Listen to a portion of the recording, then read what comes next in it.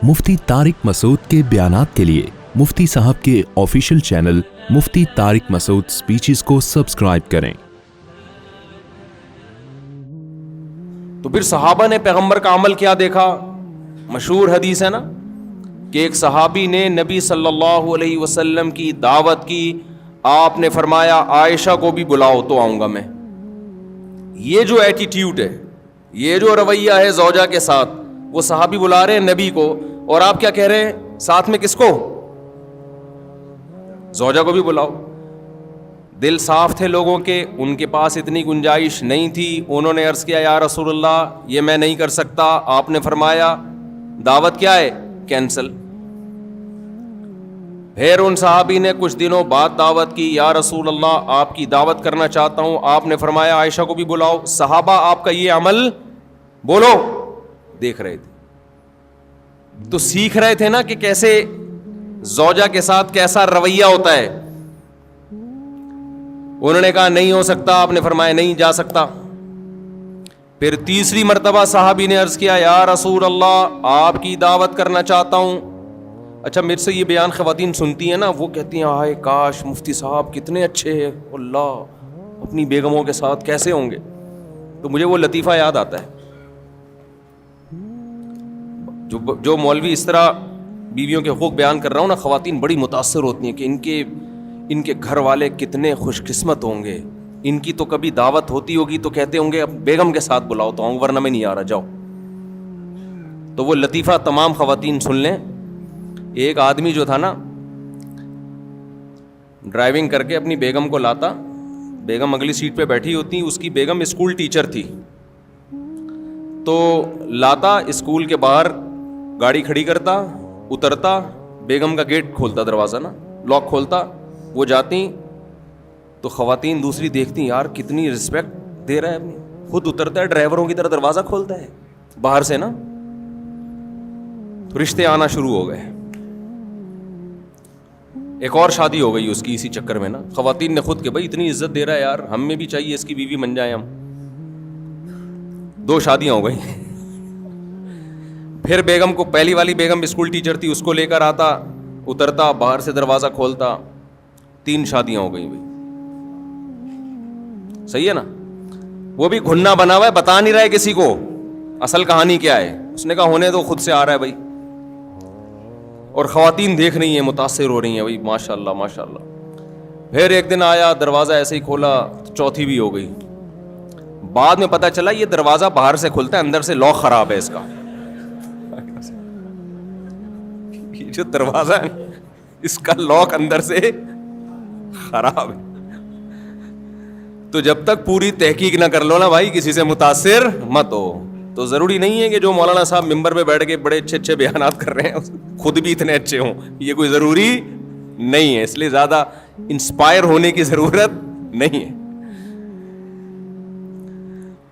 तो नबी सल्लल्लाहु अलैहि वसल्लम ने क्या फरमाया कि आयशा को भी बुलाओ। तो तीसरी दफ़ा में जब उन्होंने दावत दी, तो जब आपने फरमाया कि आयशा को भी बुलाओ, तो उन्होंने अर्ज़ किया कि ठीक है यार।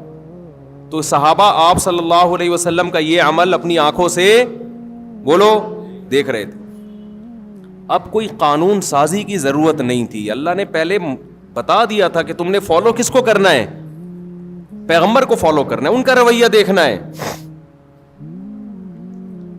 हजरत उमर रज़ी अल्लाह ताला अन्हु की ज़ौजा ने एक दफ़ा ऊंची आवाज़ से बात की तो वो गज़बनाक हो गए कि ये क्या भाई। तो उन्होंने फरमाया कि पैगंबर, पूरी हदीस के अल्फाज मुझे याद नहीं है, उन्होंने फरमाया कि पैगंबर सल्लल्लाहु अलैहि वसल्लम की ज़ौजा कभी पैगंबर सल्लल्लाहु अलैहि वसल्लम से ऊंच नीच हो जाती है। वो ऊंच नीच हुई थी ना, हजरत ज़ैनब ने हलवा बना के भेजा। हजरत आयशा रज़ी अल्लाह ताला अन्हा मस्जिद नबवी में हुजरे के बाहर मौजूद थी, सहाबा कराम बैठे हुए थे। हज़रत ज़ैनब ने कुछ हलवा बना के भेजा। हज़रत आयशा रज़ी अल्लाह ताला अन्हा को गैरत आई कि मेरी बारी में सोकन की मुदाखलत क्यों हो रही है। अम्मी आयशा ने वो हलवा की बर्तन उठा के ज़मीन पे दे मारा और उसको तोड़ दिया। میں اکثر اس موقع پہ کہتا ہوں بھائی اگر ہم اور آپ میں سے کوئی ہوتا اور دوست بھی یہ منظر دیکھ رہے ہوتے تو غیرت کا مسئلہ بناتے کہ نہیں بناتے, اور دوستوں کو واقعہ سناتے کہ میری بیگم نے ایسے حلوہ میرے سامنے برتن توڑا, میں نے رکھ کے 2 لگائے. تیرا بھائی ڈرتا ورتا کسی سے, بولتے ہیں نا. ہمارے نبی صلی اللہ علیہ وسلم نے کیا فرمایا, سید الانبیاء, آپ نے اس کی ایک اچھی لاجک پیش کی. فرمایا غارت امکم, تمہاری ماں کو غیرت آ گئی ہے. یہ محبت میں ہوا ہے. سمجھ رہے ہیں کہ نہیں سمجھ رہے؟ ان کو یہ ہوا کہ باری میری ہے تو کسی اور کے گھر سے گفٹ کیوں آ رہا ہے, دوسری زوجہ کے گھر سے. تو یہ غیرت میں کیا, یہ کوئی غصہ نہیں ہوئے, زمین پہ بیٹھ کے وہ برتن اٹھا لیا. اور جب حضرت عائشہ کا غصہ ٹھنڈا ہوا تو فرمایا کہ برتن کے پیسے دے دینا. زمان تو آئے گا نا, اب یہ تو نہیں کہ غیرت میں آپ نے کسی کچھ بھی کر لو تو زمان تو آتا ہے نا. تو میں جب یہ حدیث پڑھی میں حیران ہوا. میں نے کہا یار اگر ہم لوگ ہوتے تو ہم یہ واقعہ 20 لوگوں کو بھی سناتے, بھائی تیری بھابھی نے ایسا کیا آج, اور تجھے پتا ہے ہم سسرال سے ڈرتے ورتے نہیں. اور دوست بھی مردانگی کے چیلنج دیتے, ابے تو جورو کا غلام ہے, تیرے گھر میں برتن ٹوٹ رہے ہیں, صحیح ہے نا, تیرے گھر میں کیا ہو رہا ہے, اور وہ بھی تیرے دوستوں کے سامنے, شاگردوں کے سامنے. کوئی تمیز ہے یار, رکھ کے لگایا کیوں نہیں تو نے. لیکن صحابہ نے یہ منظر بھی اپنی آنکھوں سے دیکھا. یہ حدیث تو صحابی بیان کر رہے ہیں نا, کہ نبی نے اس کی توجیح کی, غارت امکم, تمہاری ماں کو غیرت آ گئی. تبھی تو حدیث میں آتا ہے. دیکھو یہ واقعہ سننے میں الگ ہے, سننے میں تو آپ سمجھ رہے ہو بھائی نارمل ہے. حقیقت یہ ہے کہ جب گزرتی ہے تو پتہ چلتا ہے کہ اس کے لیے تھوڑے بہت اخلاق کافی نہیں ہے, بہت بڑا ظرف ہونا چاہیے. اور خاص طور پر وہ پیغمبر جن کو سب فالو کر رہے ہیں, مقتدا اور رہبر ہیں, جن سے افضل اس کائنات میں اللہ نے کسی کو پیدا کیا نہیں ہے.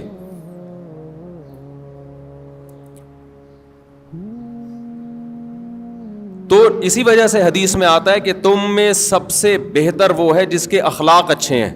اور آپ نے فرمایا میرے اخلاق تم میں سب سے زیادہ اچھے ہیں. اور یہ بھی آپ صلی اللہ علیہ وسلم نے فرمایا خیارکم خیارکم لأہلہ, تم میں سب سے بہتر اللہ کے نزدیک وہ ہے جو اپنے گھر والوں کے ساتھ سب سے اچھا ہے. یہاں کہ پھر وہی بات آ جاتی ہے, ہم مغربی کلچر کو فالو کر رہے ہیں, ان میں گھر والے نہیں ہوتے, ان کے ہاں سب برابر ہیں. اسلام ترجیح کس کو دیتا ہے؟ رشتوں کو. دیکھو گورا تھینک یو سے بات کرتا ہے, ہر ایک سے اس کا تھینک یو برابر ہے. کسٹمر سے بھی وہی تھینک یو, عام آدمی سے بھی وہی thank you, excuse me, please, یہ جو ان کے الفاظ ہیں نا یہ سب سے کیا ہیں؟ برابر ہیں. اسلام میں سب کے لیے برابر نہیں ہے. اسلام میں سب سے پہلے ماں باپ ہیں, پھر میاں بیوی ہیں, پھر بچے ہیں, بھائی بہن ہیں, یہ ہیں رشتے. آج کتنے لوگ دوستوں سے بڑی تمیز سے بات کر رہے ہوتے ہیں, ہو ہا ہی, گھر میں آتے ہی ایسے جیسے چنگیز خان نے بغداد پہ حملہ کیا ہے. گھر میں تمیز سے داخل ہی نہیں ہوتے, مسکراتے چہرے کے ساتھ داخل نہیں ہوتے, سلام نہیں کرتے. جو میں نے آبزرو کیا ہے نا, جس کی لاٹھی اس کی بھینس, جو پاورفل ہے نا وہ حاوی ہے بس. مرد اگر پاورفل ہے تو وہ حقوق نہیں دے گا, وہ دبائے گا حقوق. عورت طاقتور ہے تو وہ مرد کو کھا جائے گی, مرد طاقتور ہے تو عورت کو کھا جائے گا. جس کی لاٹھی اس کی بھینس. جب اللہ کے خوف سے حقوق ادا ہوتے ہیں, اللہ کی چاہت میں حقوق ادا ہوتے ہیں, تو آپ طاقتور ہو تو بھی حقوق ادا کرو گے, آپ کمزور ہو تو بھی, کیونکہ آپ کو پتا ہے کہ میں کس کی وجہ سے حقوق ادا کر رہا ہوں. مجھ پر کون ہے؟ اللہ ہے, میں اس کو راضی کرنے کے لیے کر رہا ہوں.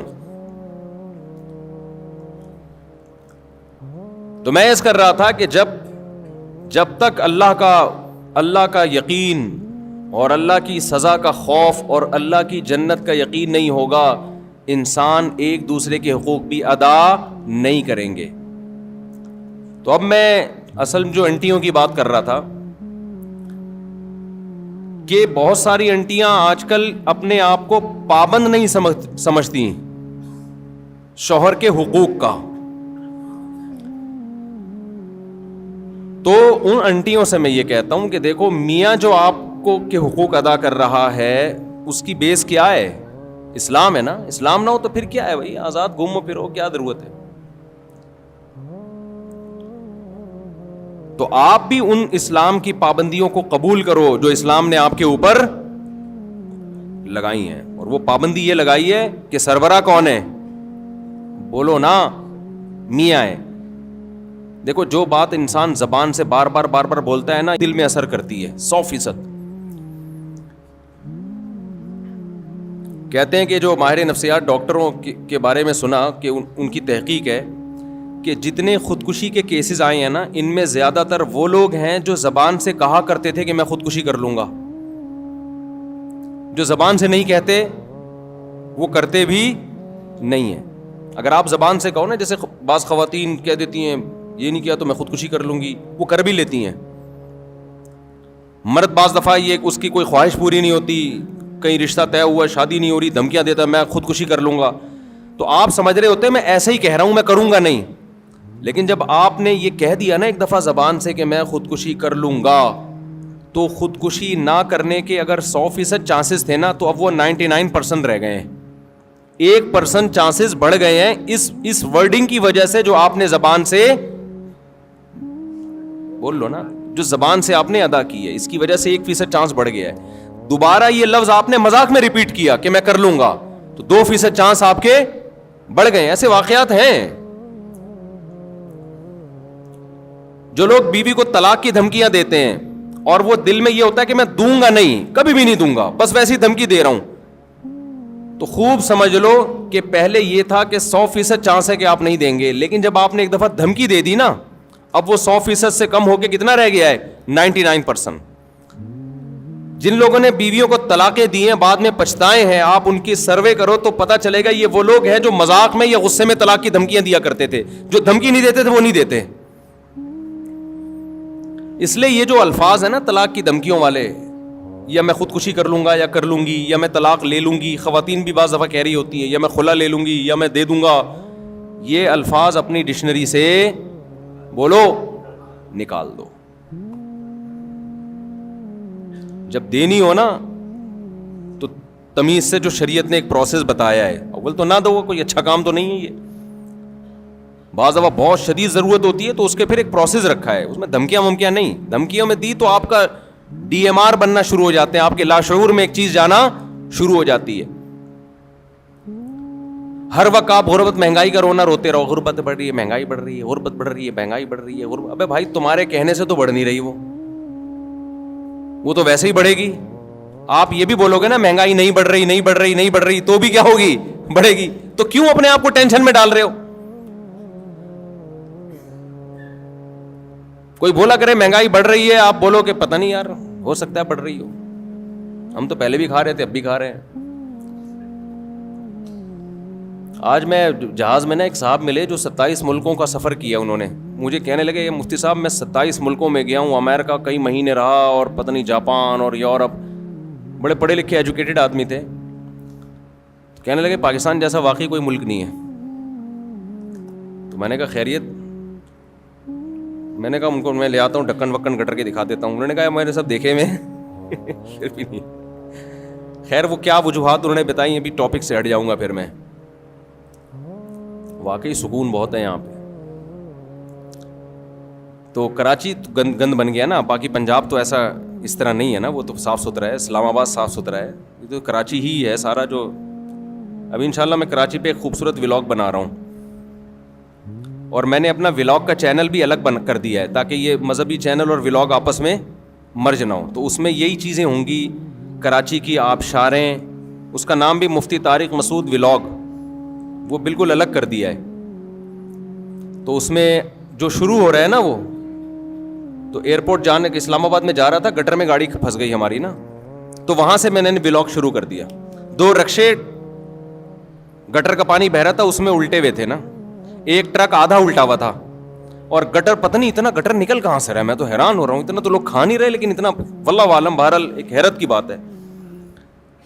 تو میں نے کہا میں نے دیکھو یورپ کی بھی آپ کو پیرس کہ وہ دکھائیے وہاں کی آبشاریں. اب ذرا کراچی کی آبشاریں بھی دیکھ لیں آپ ماشاءاللہ. تو تھوڑی سی شاید حکمرانوں کو غیرت آ جائے. نیت یہ ہے, چیزیں وائرل ہوتی ہیں تو حکمرانوں کو تھوڑی سی غیرت آ جائے. تو اس میں دکھائیں ہیں کراچی کی آبشاریں اور کیسے بڑے بڑے ٹرالر جو ہیں وہ ان کھڈوں میں جا رہے ہیں. اس میں دکھائیں گہری خوبصورت کھائیاں بھی ہیں اور پہاڑیاں بھی ہیں الحمدللہ. وہ کس ڈیزائن کی پہاڑی ہیں وہ آپ اس میں دیکھ لیے گا. اور پھر سندھ حکومت زندہ باد کے نعرے بھی لگوائے میں نے لوگوں سے. کوئی غلط بیانی نہیں ہے اس میں. زندہ باد نا, اللہ کرے آباد رہے ہمیشہ.